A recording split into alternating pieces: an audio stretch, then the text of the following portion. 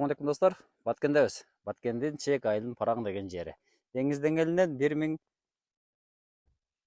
канча болуп турбу?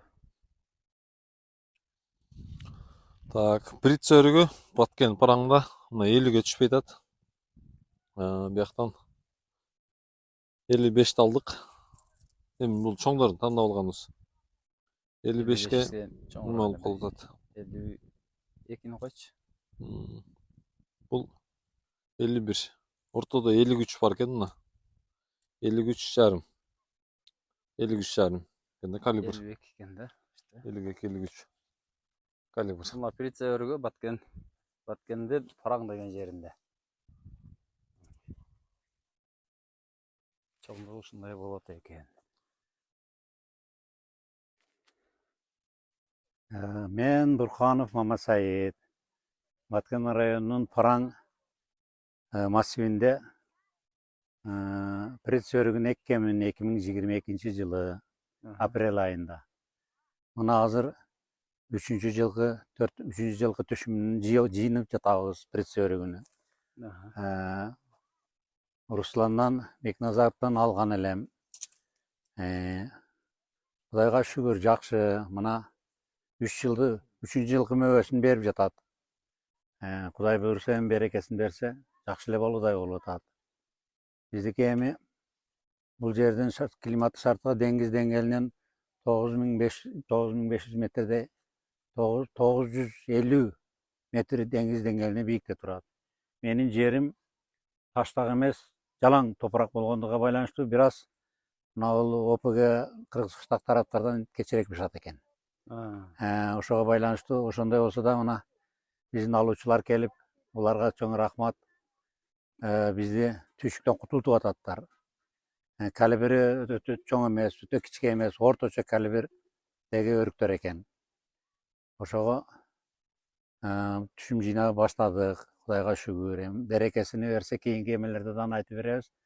Ушунча жерден 3,5 гектарга 3 гектар таза 3 гектарга ийилген өрүк 2000 түп эккенбиз. Ошо жакшы эмес. Эми бирок эртерээк бышырам дегендер бир аз таштагыраак жерлерге эксе, эртерээк бышат экен. Биз жерибиз мындай гумусу күчтүү жер экен дагы бир аз кечеңдейт экен. 10 күнгө кечигет экен, бир жума 10 күнгө. Ошондой. Эми баасы ар түрдүү эле болуп атат. Эрте бышкан көбүрөөк акча болот экен, кечирээк бышкан бир аз төмөн болот экен, бирок болот экен эксе. Эксе болот экен. Бирок жердин шартыга жараша тигиш керек экен. Таштак эмес жерлер, таштак жерлерге тиксе болбойт экен. Таштак жерлерге тиксе жакшы болот экен. Мынандай жерлерге болот экен, бирок аябай тез жетилет экен. Бул жерлердечи. Эч мындай кечикпейт экен дечи. Тез болуп турат экен. Ошого дары дармекти деле биз көп берип деле эме кылганыбыз жок. Мен почти астыга дары деле бергеним жок. Көчөт жакшы экен бирок. Мүмкүн болушунча таштагыраак жерге эксе эртерээк бышат экен. Эме болгондо.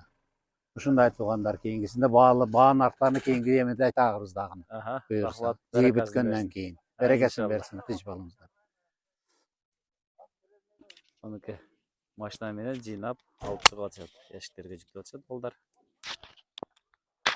Бүгүн 3төн 1 жыйналдыбы?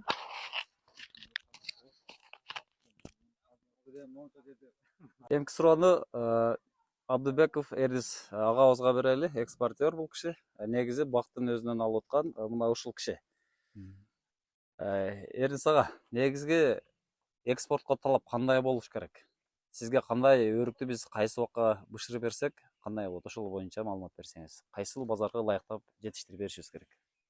Экспорт тарапка эми бул азыр ушул өрүк состояниясы өтө сонунга кирет да бизге. Биз эми Алматыга ташыйбыз. Азыр мына бизге бышкан өрүк болот да. Ушундай болуп бышкан өрүк болот. Бул да азыр эми вид жакшы. Бизге да уже как раз бышып товарный видтеге жетиштүү болду да бул эми мисалы. Анан ошол Бул боюнча азыр да суроо жазып атышат.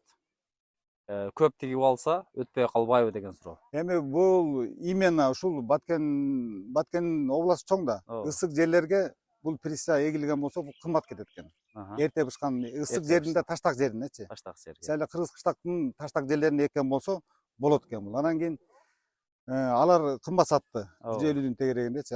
Бул жерде кичине баа түшүп кетет. Бул жерде бир эле биз экспорт эмеспиз да, Өзбекстан бар, Тажикстан бар. Ооба. Буну бул жака тигем дегендер 40-50 сомдон расчет кылыш керек да. 40-50 сом. Бул Урал жерден жерин мен былтыр бул жерден 50 миң сомдук алгам да. Быйыл ада караганда бир 4-5 эсе урожай көп. Көп. Жер өтө жакшы экен.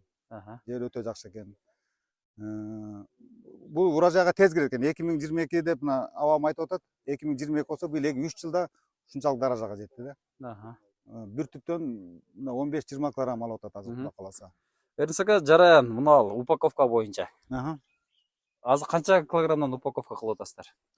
Бул азыр таразага тартып 7-300дөн таза айланды. 7-300дөн айланды. 7-300дөн таза айланды. Аха. Бул эми уже Жеткиче бул эзилбей жакшы барат да. муну холодильникке жүктөйбүз азыр. Холодильникке Холодильникке жүктөйбүз. А так Шумойдон деле барат Алматыга. Шубойдон барат. Шумойдон деле барат. Аха. Бул перевозкага жакшы экен. Чем майыс көркө караганда перевозкага Перевозка катуу болот, эле экен. Аха. Просто баасынан гана ысык жерде бул эң биринчи бышкан өрүк экен да. Эң биринчи бышкан өрүк. Ушул эле, бирок буга чейин бир жума эрте бышкан өрүктөр быйыл эгилди да. Быйыл эгилиптир. Мына ошону Руслан табып келип атат, чет мамлекеттерден. Эми азыр бурда биздин өрүктөргө караганда мунун айырмасы вид жакшы экен да. Вити жакшы. Види жакшы экен. Муну каяка барса да кызыл болуп туруп, ченемеси болуп турат. Ошо бизге ошо товарный вид жакшы болсо, дыйкан жакшы караса, чоң-чоң болуп кызыл болуп турган болсо эле Сиздерге базарда сата Кыргызстан алсаңыздар. өрүгү деп мактап сатабыз да. Эми эң негизи калибрда турабы? Калибр анан вид. Калибр анан вид. Мына калибр. Руслан көрүп турат, могу размери канча? Бул 52 азыр. 52. 52ге неме болуп атат. Ушул өрүк негизи пристань эң жакшы өрүгүнө кирет да, алда колундагысы. 51-9 болуп атат. 51-9га чыгып атат. Бул 50-25ке батпайт мына. 52 да эми. 52 экен. Пристяныкы жакшы каралса 55ке чейин болот. Калибры. Анаки. 55ке Жакшы чейин буталып болот. караса 55ге чейин болот экен. Анан муну обрезка кылганда мыналардын алып салыш керек. Основной мыналарда калат эми.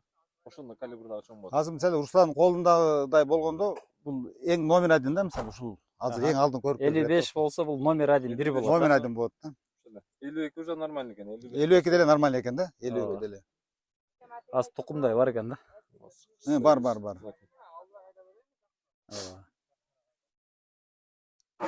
Ошо биздин экспорт ушу Алматыга жөнөтөбүз. Былтыр да Руслан менен айттык эле, мына быйыл эми буюрса бир эле жылда 5-6 эсе урожайга көбөйдү да бул. 3-ncü жылы эми бүгүн 500 жаш десеңиздер 3,5 тоннадай экен да бүгүнкүсү. Канча жаш терген азыр эми санайбызбы? Бүгүн 3,5 тонна деген. Былтыр 1 тоннадай болгон да ушул жерден. Азыр 3төн 1 бөлүгү эле терилди. 3төн 1 жакшы. Жакшы. Рызыка, Курманга барака. Тынчан болуңуздар. Бүгүнкү иш бүттү мунуга. Бактын арасынан өрүктү жыйнап чыгып атышат. Упаковкасы мына ушундай. Ар биринде 8-10 килограммга чейин өрүктөр мына ушундай упаковка болгон.